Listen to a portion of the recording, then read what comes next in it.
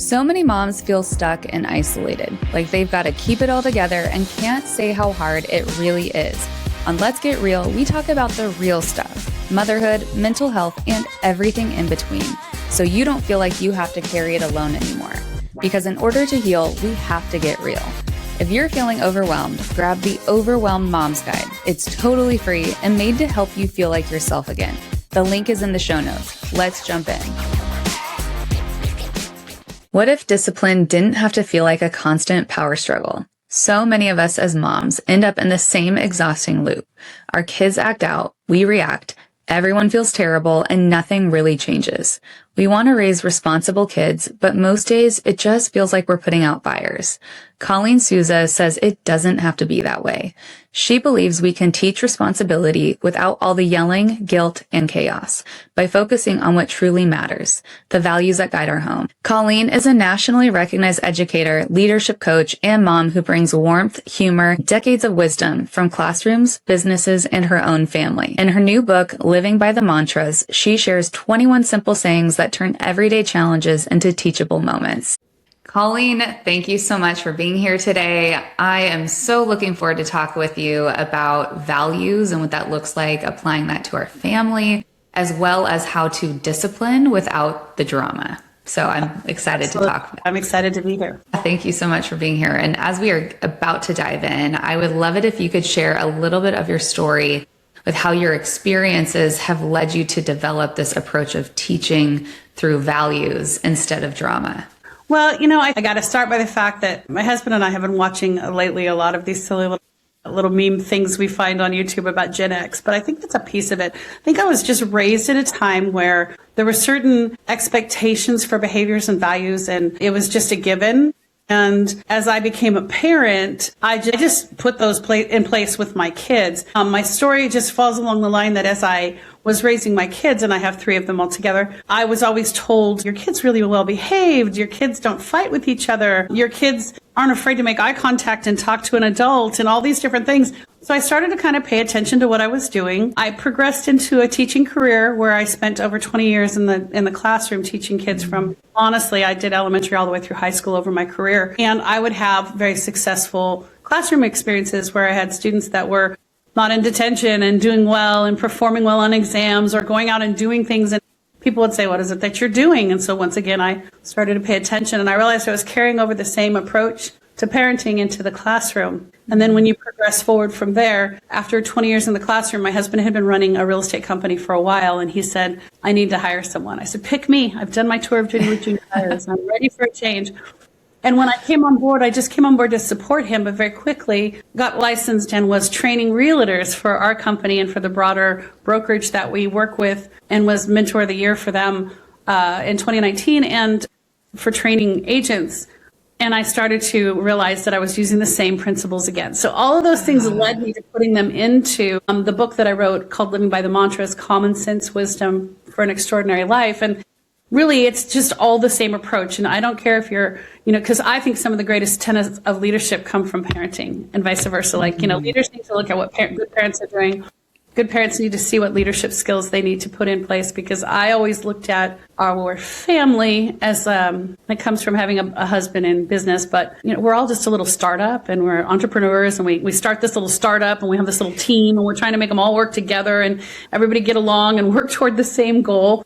And really that approach, whether you're in business leadership, just personal, wanting to have leadership skills, or having the opportunity to lead young people, they're all a lot the same. You have to start with values, because values are critical. If you don't understand what you stand for, when you have your values there and you have a foundation and you're doing well in that foundation, then you can go out into the world and change things. And I think that that's just super critical to understand that you have to know where you are first, and then you have to share and teach that. And when it comes to your children, or for me, my students, or even for later in life, it's never too late to change.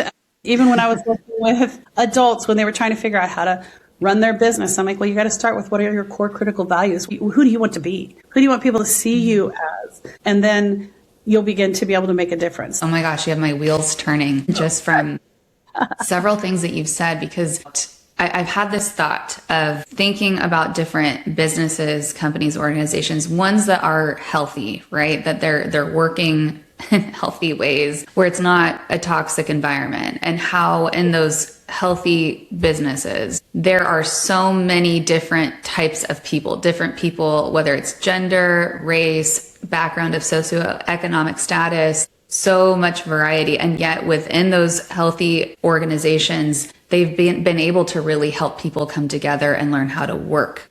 And well, I think that right? that's huge. You know, one of the things is that we see a lot of these, and I'm not going to say that there's something completely wrong with them. You know, we have all these portion pieces, departments, I don't know what to call them, of some of these modern organizations that are all about making sure that everybody's happy and they have these stress-free moments. And those are great, okay? Because even as a teacher, I used to have this thing in my classroom called Australia.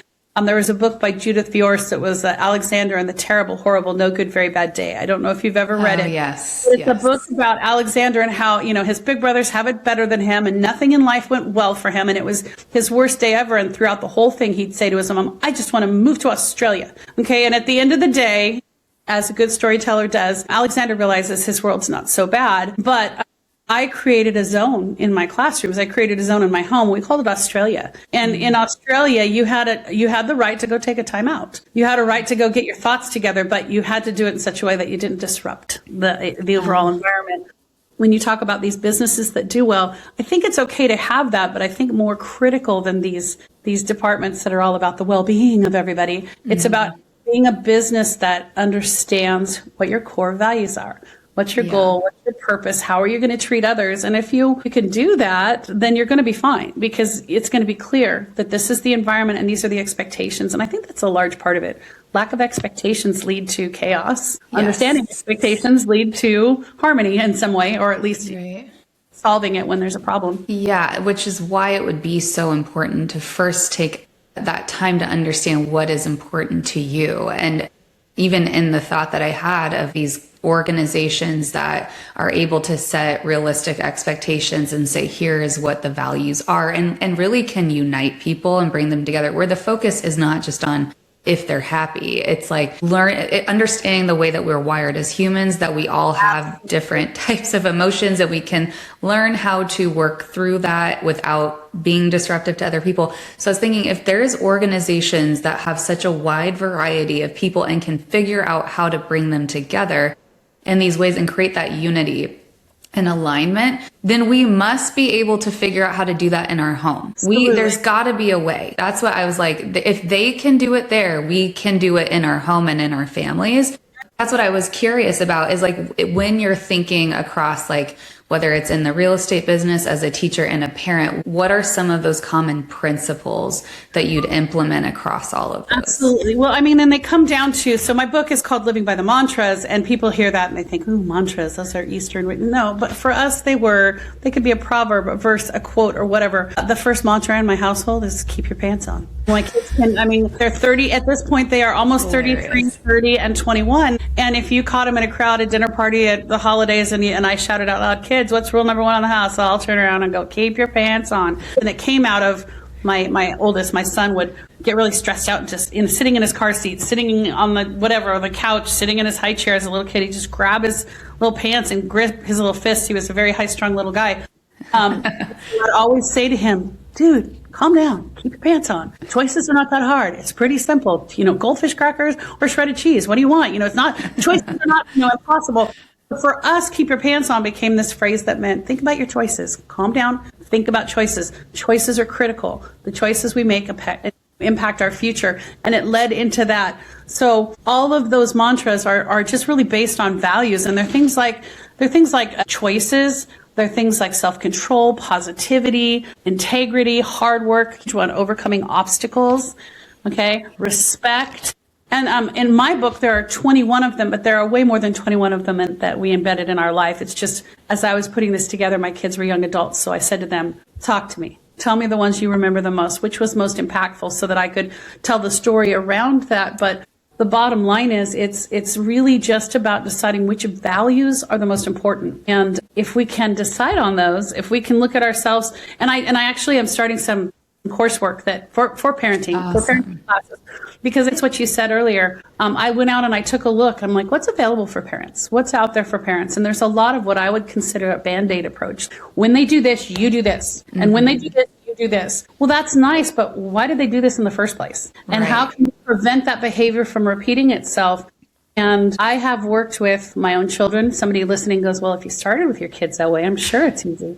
It's never easy. But by the way, each one of them has their own unique identity and personality. You know, my 3 kids are so incredibly different. We cannot raise them all absolutely identically.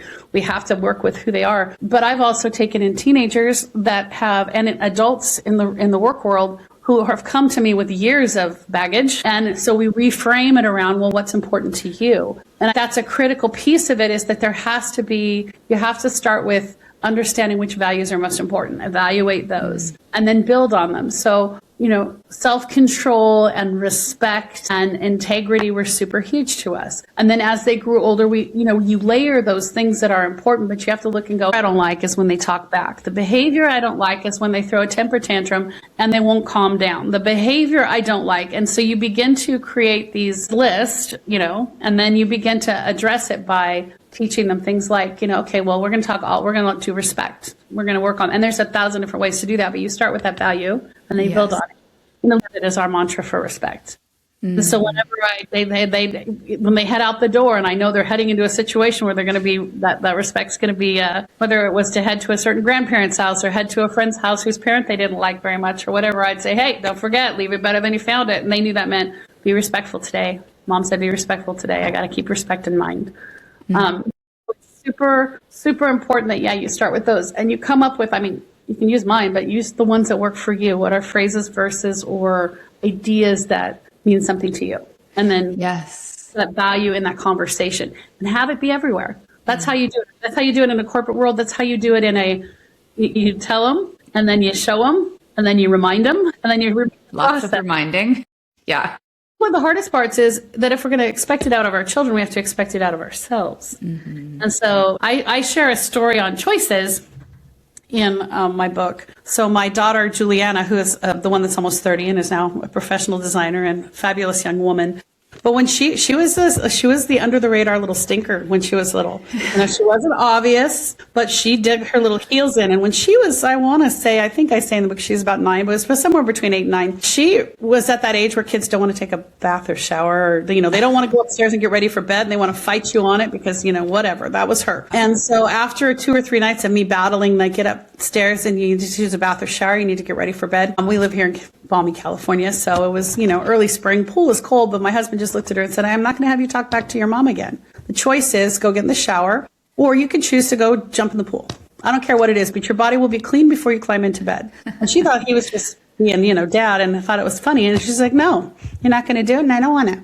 And so he said, you have, one last warning. And then he scooped her up and he walks out, he did the whole time repeating, you have a choice. And he's holding her over the pool. It's nice and chilly. And he's like, pool or shower. And in her little mind, it's be stubborn. And, the logical adult might go, I think I'm taking the shower. But no, she wouldn't. So plunk, she went in the pool and he jumped in after her and pulled her out. And she never fought that again. But for my son who was watching, he tells me after he reads it, Mom, I could have told her at the time. I remember that really well. Dad will throw you in the pool. He will put you in the water. But it's a lesson for everybody that those boundaries and those choices are significant. And we never had a bath problem after that because she realized that her choices did have, consequence. So it's that kind of thing where you come up with your boundaries that are those things as they matter to you and your family. But that would never have been necessary for my son. And I probably never would have been necessary for my third that came along later.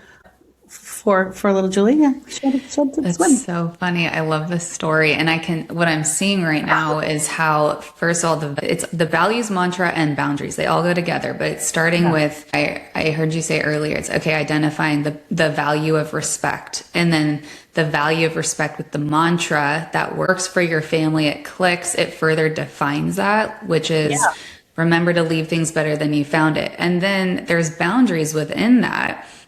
Saying, okay, even related to the choices, right? Like, hey, remember you always have a choice. I think, or it's like, keep your pants on, or that was related.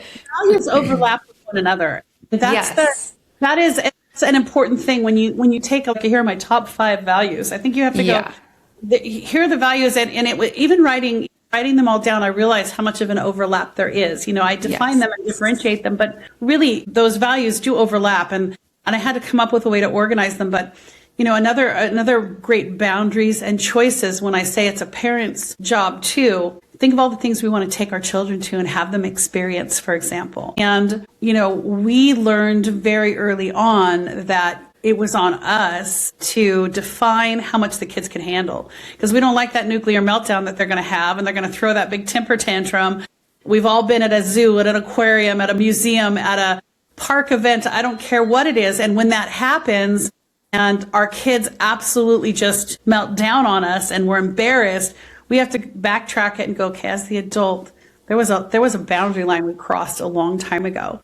And I probably should have identified it, but we get into our own agendas, and I don't see moms and dads, but this is what we're going to have, this fun day. And these are the things we're going to do. And we're going to get them all done. And they're going to have great memories. Well, they would have had great memories if we stopped at number 2 and maybe not pushed to number 5, and so that's our own understanding of how we need to handle our choices and our boundaries so that they affect everyone. I called it the little subsection in the book is annual passes. We started to get way into those because we realized buying zoo pass every year. Yeah, you're going to pay 2 to 3 times, but do you know you're going to go to the zoo more than once? Most of those things, if you use them twice, you've paid for them. So we would buy the zoo pass and we'd buy it for the year. And we'd know that we could go 2 or 3 mornings for an hour if that's all my kids can handle. But they got the stimulation. They got out. They saw a giraffe and they were happy. And then we went home because I could see they weren't going to survive much longer in the environment. Yeah. We have a beautiful aquarium that's a couple hours away from us over in Monterey, California. And my kids like to tell the story that they grew up almost living at the aquarium. Well, what it was is that we'd buy the annual passes. And even if it just meant when we were younger and more broke, that we would get up at 6 in the morning, pack a picnic lunch with them, get them to the aquarium when it opened. They spent 2 hours seeing fish. Then we'd have a picnic on a beach nearby and drive home. They just remember going so often, but they always remember it being fun because we'd just look at each other and go, okay, we are 20 minutes from absolute meltdown. It's time to leave. And we never feel bad about it because we found a way to establish boundaries that would work for everyone. That's that part where, as a parent, sometimes we have to curtail. I could have gone for 3 more hours. This is wonderful. I'm here at the beach. I don't want to go home, but it's not about me. It's about everybody and teaching them how to handle that. Yeah. Exactly. I think that's a really great practical example of what you can do. I love the annual pass and the consideration of we have to consider each person within the family. And we are the ones that it starts with. It starts with us establishing and creating and the values and going into the mantras. And then, like you said, as they progress and get older, we get to see what is important to you? What are the things that you value? Because I'm not a dictator here. I'm not going to be the one being, it has to be my way.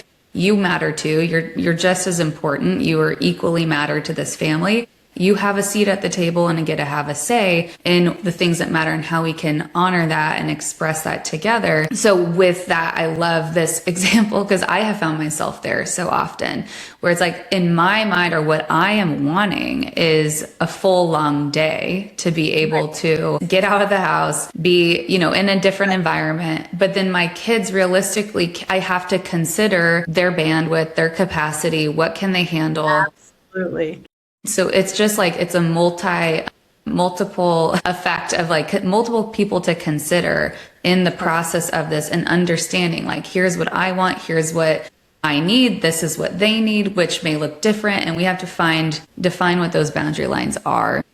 And I think that's huge. And I mean, because boundaries can lie they weave their way through every single value you establish, whether it's about integrity, whether it's about overcoming obstacles, whether it's about having vision for your future, whatever it is, you always have to understand those boundaries and the purpose of them, because you're right. We forget sometimes, or we even, I have a unique situation because my kids were 9 and 12, almost 10 and 11, or 10 and 13 when my youngest was born. So we have God's blessing that came along much later in life. My husband and I have been married over 36 years. The bottom line was, even then there were times where we'd want to do things that worked for the the teenagers, but we had to consider the young one. And even now that they're all adults, there's this, oh, we're all adults now. But there's still a very big difference between things when they want to go do stuff or things that matter to them. Or as my 21-year-old remembers what it was when the big kids is what we call them, when the big kids were home from college. Now they're off in their careers and their relationships and their sharing of families and all of that. And she's like, oh, what about, for holidays, what about this? And they're like, but we have these, we have the other side to consider. We have this to consider. And it's just a very different balance. So throughout life, there are those times where you have to consider where each person is and how those different things play out, because it's just, we're all, and then there's the heading to 60-year-old mom and dad who are like, we need to do all that, you guys? Like, you're in your 30s. You got a lot more energy than what you do, that kind of thing. Yeah. Yeah, exactly. So those boundaries as you establish things throughout life, it's really super important. Yeah, that is so true. And it's something that's a great example too, of even just the age and developmental stages that need to be considered. Absolutely. Of what each child is able to handle and what they're able to do, what their limits are, so that we don't constantly find ourselves in this place of breaking down and melting down, this perpetual cycle, because we're not able to accurately assess what their capacity is and what they're really capable of. We keep expecting more of them than what they're able to give or. Right. And it sounds to me the boundaries part might have come more naturally maybe to you, but because I'm just talking to different friends, and even the value of integrity and how it's like, hey, integrity really matters to me. And if I were to define that, it would be telling the truth, not lying, and letting your personal life and your private life match. But as my kids are little and growing up, if I were to be like trying to live that out, I'd be trying to teach them like, hey, I want you to be honest no matter the cost, and it may cost you. And it's typically very hard to tell the truth. I feel what can happen is we can define the value and say, this matters, and I'm going to teach my kids this. But then if they lie and I don't have the boundary to follow up with, like, that value will not get reinforced. Yeah, that's, as a parent, that boundary piece is huge. The other piece, because just tying right into that, integrity is so critical that it's modeled. And I come back to this. When you talk about parenting, it really does start with parents first identifying and going through a process of identification, because we don't realize where kids pick up on things that they'll consider a lack of integrity. And it's things, if you tell your kiddo, hey, I'm going to take you to the park after school on Wednesday. I picked that because in our community, it's an early release day for kids. There's a staff development day. So kids are always out a couple hours early. So maybe you say, hey, Wednesday is going to be going to the park after you get out of school. But then in my world, because I've been a real estate agent for the last 15 years, maybe, and my daughter was going through those phases, it's a drop everything and run down and open a house for somebody because that, oh my God, the perfect house came on the market or something happens, right? If I have to cancel the expectation, if I have to say to my daughter, I'm so sorry, but you understand that this came up, this client's, I've got to do whatever. It's having the conversation with them, because the biggest thing is we say, because I told you so, or that's just the way it is and you're going to have to deal with it. They see that as a lack of integrity. They see it as you made a promise you didn't keep. They see it as you not telling them the truth because they still don't have all critical thinking skills that you do as an adult. So I would do things, I have to do this now, but I made you a promise. So how about we spend an hour playing your favorite video game tonight as a makeup for this? How about, and have the conversation with them, saying, I know it seems like I said I'm not doing something I said I'm going to do. I think conversation is critical. I think critical, we don't realize little kids pick up on our critical reasoning sometimes. Explaining to them, not just saying because I said so, but explaining to them the why. Like my kids, I share this in the book. It weaves its way through a lot of things. But if they came to me and I didn't just, because I told you so, authoritarian, that's just the way it's going to be. I'd say something like, as I told you so, but also you need to go to bed now because your little muscles and your little cells need to develop. But I would give them a whole explanation to the point where they're like, all right, I'm going to bed, Mom. I got you. There's a reason. It's not just because you're being mean and grumpy. I'd make a joke when my son, I'd say, because I'm bigger, and besides I'm bigger than you. And we'd have a joke about it. When my son was taller than me, he'd look at me and he'd jokingly go, now I'm bigger than you. What are you going to do? I'm like, I'm older, I'm smarter, and it's forever going to be that way. So just get over it. But would always be followed up with an explanation as to what my purpose behind it was. I'm not just trying to rule over you, but back to the integrity piece, they look at those things that we do and we don't even realize that to us, it's just it was an urgent need. I had to get on this call. I had to take care of this. Something happened. And their mind, mommy said it. Now mommy's not doing it. Yes. She doesn't do what she says. So you have to find a way to reframe that for them so that they see integrity. I want to be integratable. Use the word. It's a big word, but use it. I want to show you integrity, meaning I'm going to say and do the same thing. So what I'm going to do is I offered you my time, and even though it can't be this activity, how about this one? And how about we make up for it later? They pick up on that, and then they start to do that in their own life. So I can't really say this, but how about this? And, and then yes, boundaries. You call it on them. If they lie, because they will, they're little stinkers, and they're challenged, and they're tempted, and you just look at them and say, we're going to think about whether that was the truth. And then I always have said, what am I going to do now? What should I do? Now, we did a lot of, I throw this out there to parents, we did a lot of sticker charts all the way to teenagers, all the way through. They changed, they did whatever. What they earned from those were always based on their age and their need. But sometimes if they were like really saving up, or they were going to get something for technology, something they wanted when they got older, or whatever, sometimes they lost a sticker. They lost a mark on that chart that we were filling out because that was what the consequence, and they're going to have to work that much harder to get back to there. There always has to be a boundary and a consequence, though. Yeah. Yes. Yeah. They just all come together. It's when we don't hold strong to the values and the boundaries and the truths that we say are important. They don't see them as truths are important. They see them as something you can push, and they continue to push through them. Exactly. You are saying it's important to have the conversation, but it's just easy to negate and kind of skirt our way around. And either they won't notice, it doesn't matter that much, or I don't want to have to have this whole conversation. I don't really know what to say, or I don't have the time. But in just being able to address it and being able to say and name hey, this is what came up, because also that is part of life. Part of life is things do happen and come up, and we won't always be able to keep our promise, but acknowledging that so that it's not confusing and it doesn't break our trust with them is so. That is huge. And I mean, like I say, they overlap because I have a whole overcoming obstacles. My kids were, if they told me they can't, they always had to end it with yet. I can't yet, because, I call it living in the yet, because they have to have that possibility thinking, and they have to know that they'll overcome it, because they really maybe can't right now. But do they want it bad enough? But with that overcoming obstacles, it ties in with exactly what you were saying. This is an obstacle we came up against today. So we're going to overcome it by, and so that's where they overlap all the time, is you're saying, okay, I hit a wall today and I can't do what I said I was going to do, but we're going to overcome that by choosing an alternate activity, having a conversation about it, letting you understand I'm not trying to blow you off, that you're still, because kids just have that need to feel, like their parents care about them. So you just have to have. Exactly. That's so good. Yeah. And the theme that keeps coming to mind as I'm hearing you talk about this is how we can really live life by design and not default. And a really great starting point is to define and name just a few, even if it's 1, 3, 5 values that we can name and define and say, these are the things that really matter to me. And so for a mom who is wanting to build a values-based approach, what is the simplest way to begin without having to overhaul everything? It would start by you, and I say you and you and your partner, your husband, whoever it is in your world who's listening to this, you sit down and you start by, maybe it's depending on how open the other person is talking about it or is busy or whatever, you start with your list and you just have a moment where you sit down, even if it's over a cup of coffee or whatever.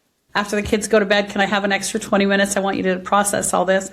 And you do come up with a list of what you define as the things that are non-negotiable. That's really a place to start. I call it identify. You start by identifying. I have a 4-step process. You identify first, what is it that if I had the dream family, if I had the dream business, if I had the dream whatever, what is it that would be founded on? And you make that list. And I say pick 5 to 10. And it's not overhauling, it's just identifying. These are the things that, and that's not going to happen overnight. It's going to happen over time.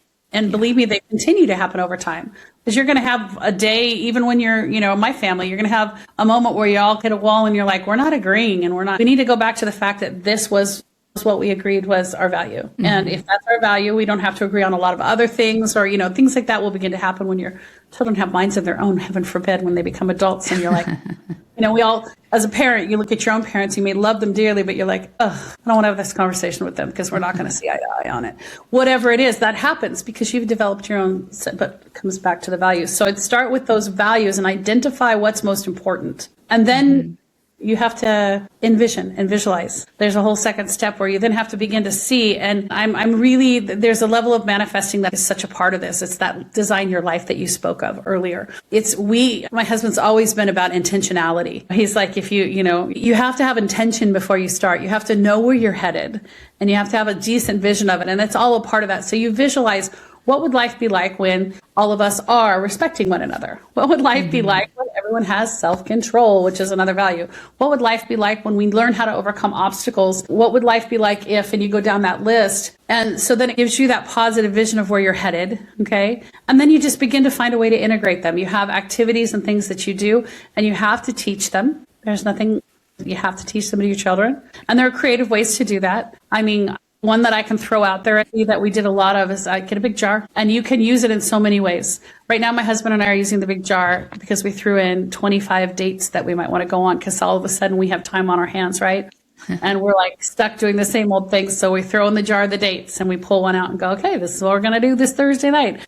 But the jar has been used for a lot of things over time. It can be used for compliments. It can be used for encouragement, but it can also be used if you want to just throw those values in there with get your kids involved. Okay, we're going to talk about respect tonight, and have everybody have a strip of paper. When they're done, they write the word respect, and they write one way that they can respect, and you throw them all in the jar. And you do that with all the values. And when you want to just have a review or you want to do an activity, pull them out and say, okay, Tim said that respect was talking politely to your teachers. Have any of you done that this week? Let's talk about the times you talk politely to your teachers. Let's talk about times you've seen people be impolite to their teachers. Okay, who else do you need to talk politely to? And just remind them. And those are just small ways because you have to continually teach it as well as model it and expect it and tell them, and then come up with your mantra. Come up with the mantra and then stick it everywhere. They were on our fridge. I love to share this story. So version 3.0. That's what I call my daughter Grace, because she came along when we were almost teenagers. And I'd had a lot more time to percolate on all these things I'd been doing. And so when she left me and climbed out of the car her first day of kindergarten, she had to say to me, I'm smart, I'm beautiful, and I'm going to have a great day. Because I had watched a couple of little videos of this guy that had his little toddler standing up and saying things to herself in the mirror positively. So I thought, okay, I'll try this magic trick. So I had my daughter say that to me as she got out of the car. And it's something that she said to either myself or my husband or her older sister occasionally when she'd take her to school when she's still around. It was just said, and sometimes it'd be said super fast. I'm smart of you for having a great day, bye. But the fact was she was thinking every day that she was smart and capable, and this was going to be a great day. So it affected her positivity and her attitude. She did that every day that she was with us. We hit COVID, and she was unfortunately end of her freshman year of high school when that hit. And here in California, we were completely locked down for a long period of time. So she lost the end of her freshman year, all of her sophomore and junior year before she could go back to school. So we hit a phase in there where even though she was home with us every day, she was just really struggling. And there was a bit of teen depression that hit a lot of these kids. And so it hit me one day. So we found a little place that was open, a coffee house, and we went together and we talked about what she was going through. But I said, you know what we stopped doing? You didn't leave me every day anymore. So you forget to tell me that you're smart and beautiful and that the day is going to be good. We started that simple process again, and it changed everything. She started to perk up and realize, okay, I have this. I own this day. No matter what this day looks like, I'm smart. I'm going to get through the school stuff. It made a difference. And so it is the small things that we embed in them. And to this day, she'll call me. She's going into her senior year at Arizona State now as an engineering major. And she'll call me when things are rough, and she'll just say, she called me this morning, she's like, okay, Mom, smart, beautiful, and have a great day. And that's how she hangs up on the phone with me. The idea that she can control how the day happens around her has become just embedded in the way that she thinks and the way that she is. And so she can control her attitude, she can control her emotions. And that was that's one of the mantras I put in the book. I don't care what it is you say. I own this. I have this. I was made for this. This is my gift. Whatever it is you need to say that empowers you to believe that you can make it through the day, holding on to All of those values are super critical. Yes, it's helpful to hear the stories too, now that you have grown children, and just like this example of your daughter starting from kindergarten all the way up to now, and how powerful those mantras are, which again, they're tied to the values that we have, that we get to define and say, this is what matters, and I'm going to teach my kids this, and really the positive effect that that can carry with them for many, many years, which is significant. Well, so when they bring it back to you too, because I'll have a bad day and I'll call her and I'm like feeling sorry for myself. And she'll be on a call like this, FaceTime with me, and she'll go, Mom, where does it start? Starts right here and right here. I don't hear it. Yes. All right. Child, teach me today. And so that happens. But that's when I feel the most successful. Yes, exactly. Successful when I walked into her apartment last week when I went to visit her, and in dry erase marker I used to do at home on the mirrors in a couple different places, she had words of encouragement to herself or phrases she wanted to remember that were tied to values for her. And I went, oh, look at this. She's doing it. So, that's really when you know that it has transferred. Yeah. Yes, exactly. It's like embodied and part of them for sure. And something I was thinking about as you were talking, as we're kind of coming to a close here, and I want to ask about any resources, additional resources that you have related to values. But right before that, something that I was thinking about is how I know for myself, I can come up with this ideal of like an ideal situation. Like, yep, me and my husband are going to sit down together and we're going to be able to like write this out and get on the same page. That didn't happen for a while. He was so busy and like weighed down by other aspects of life where he's like, I just don't have that in me to be able to do. And for a while, I would let it hold me back and keep me from being able to move forward and say, I can still define this and say this matters for me because I'm still one of the parents parenting my kids every day. So finally being able to work through that mental hurdle and be like, okay, he's not in the place where he's ready for that. That doesn't mean I can't. And so I was able to sit down and start defining, like wanting to live and parent more intentionally, like you were saying that your husband mentioned, and start defining that for myself, saying, what are the things that matter to me? Like he doesn't have to sit down with me. He doesn't have to even agree on all of it. But I am one of the parents for my kids. I'm one of the leaders in this household, leading the way for them. So I still can own that and start the process and move into that. And as I have, then he's been able to come alongside, and it's taken a while. And not to completely typecast or whatever you want to call it, but as moms, we do have an emotional connection and an emotional need to fulfill those things, often more than our husbands. My own husband, he's come along on a lot of this in a lot of places in life. Like I'd like to say we've adulted together. I mean, we met when we were only 21 years old, and we came from I share this at the beginning of my book. My biggest fear when I realized that we were getting serious wasn't a relationship, wasn't him, wasn't being serious with him. I just thought, oh, in the back of my head, one day we're going to have kids and we do this differently, or we're going to want to do this. And I had that little red alert. So bringing him alongside me along the way. And the beauty is it's such an easy way to live life. It's kind of the truth. You don't have to remember what the story was. If you live with values, they make sense, and you bring people along with you and they get in there and you're right. And then before you know it, your husband's saying, hey, how about this? Or how about this? And because the idea, I've got to learn a method seems overwhelming. But if you just sort of steer the boat with that method, people join in and it makes sense. And it's why families can be successful and businesses grow successfully, because there's a leader with that foundation. So be that leader. Absolutely. Yes. Be the leader that brings that foundation in. And it's wonderful. Yeah, definitely. Yeah, exactly. I'm just really glad that we got to speak on this because it is so important. It brings direction. It brings guidance. It's like a compass that's a North Star where we really can live intentionally and design the life that we're really desiring it without realizing we don't have control of everything, but there are other things that we can do that are in our control to a certain degree. We can control ourselves. And that's the biggest thing. We can control ourselves. And when it comes to our children, we can at least help them form their thinking that will help them control themselves. Mm-hmm. In our relationships, we can control ourselves, and people want to come alongside positivity. It's natural. Right? Yeah, exactly. Yes. So I know that you've mentioned your book. Are there other resources you have available? I'll do so I have my book. It's called Living by the Mantras, Common Sense Wisdom from an Extraordinary Life. If you go to livingbythemantras.com, there are some resources. I have my book, I have my podcast, and in the next month, my courses will be available up there too. That's awesome. And there's a leadership course and a parenting course that I'm in the middle of putting together right now. But I shared with you, Jenna, as we said this, we're also in the middle of moving. So it's added a little chaos. I hope that those would be up in February. It looks like those are going to be up in March. But please follow along. And there is a link on there. And I'll share it with you so that you can maybe put it in the notes that yes. Takes you to a free download of 5 little ways to embed mantras in your life and in the values in your life, 5 mantras to live by. And in doing that, you'll get on a list so that you'll know when my courses come available, which hopefully will be in the next 4 to 6 weeks. But those are all great resources. You can listen to my husband, and I have all 3 of my kids that'll be popping onto my podcasts that I've done interviews with. That's awesome. Conversations.